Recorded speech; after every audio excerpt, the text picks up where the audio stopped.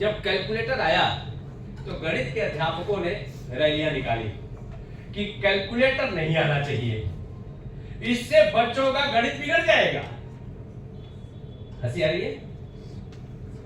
बस वही जो चैट जीपीटी आने के बाद हमको लग रहा है, एआई आने के बाद आजकल एक नया बीमारी शुरू हुई देश में, पॉडकास्ट।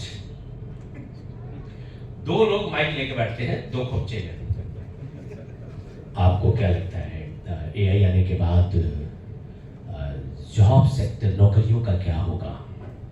एक तो इतनी भारी आवाज में बोलते हैं रजा मुराद की तरह, अब दूसरा बंदा ऐसा सीरियस होता है जैसे मतलब अगले 20 सालों देख रहा है। मुझे ऐसा लगता है एआई आने के बाद लगभग 5 करोड़ नौकरियां खत्म हो जाएंगी। एआई नौकरियां खा जाएगा। एक बात बताइए, हम सब लोग जब कॉलेज में आए थे तो कंप्यूटर आया था, ये चर्चा हुई थी नहीं हुई थी कि कंप्यूटर नौकरियां खा जाएगा। हम क्या हुआ, कंप्यूटर पे चढ़ करके जितनी नौकरियां कंप्यूटर के पहले नहीं थी उससे ज्यादा नौकरियां हमने पैदा कर दी। सही है गलत? फिर इंटरनेट आया, इंटरनेट नौकरियां खा जाएगा। हमने इंटरनेट के माध्यम से इतनी नौकरियां क्रिएट की कि कल्पना नहीं कर सकते।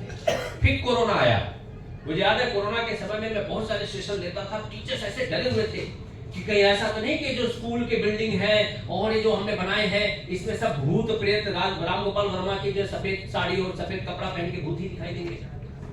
हमको लगा था ऑनलाइन एजुकेशन खा जाएगा क्लासरूम एजुकेशन को, जिसको हम लोग ऑफलाइन बोलते हैं। भगवान जी ने ऑफलाइन कौन वर्ड लेकर के उसको ढूंढ रहा हूं। हम ऑफलाइन थोड़ा पढ़ाते हैं, हम क्लासरूम में पढ़ाते हैं। ये ऑफलाइन जो लोग बनाए हैं उनको भी ढूंढ रहा हूं। ये ऑफलाइन क्या होता है? हम मतलब मुर्दा लोगों को पढ़ा रहे हैं, ऑनलाइन एंड क्लासरूम। अब एक बात बताइए, ये जो ऑनलाइन थे जिनके नाते हम डरे हुए थे वो भी कहां है? बाइजू दिख रहा है कहीं पे? ये सारे ऑनलाइन ढूंढने पे भी नहीं मिल रहे हैं, गायब हो गए। एआई हमारे लिए नौकरी खाने वाला नहीं, नौकरी देने वाला प्लेटफॉर्म है। हमको इस दिशा में सोचना है कि हम इसका उपयोग करके लाखों करोड़ों नौकरियां, लाखों करोड़ों बिजनेस एवेन्यूज हम कैसे आने वाले समय में और ज्यादा करियर ऑप्शंस कैसे क्रिएट करें, इधर हमको सोचना है, इधर हमको चर्चा करनी है। ये खा जाएगा, इसके लिए हमने अलग से देश पाकिस्तान बनाया है, हमारे लिए उस उपयोगी विषय नहीं है। और कैसे? हम दो भाइयों लोगों का डेटा दे रहे हैं, इन दोनों भाइयों ने ढूंढ निकाला काम।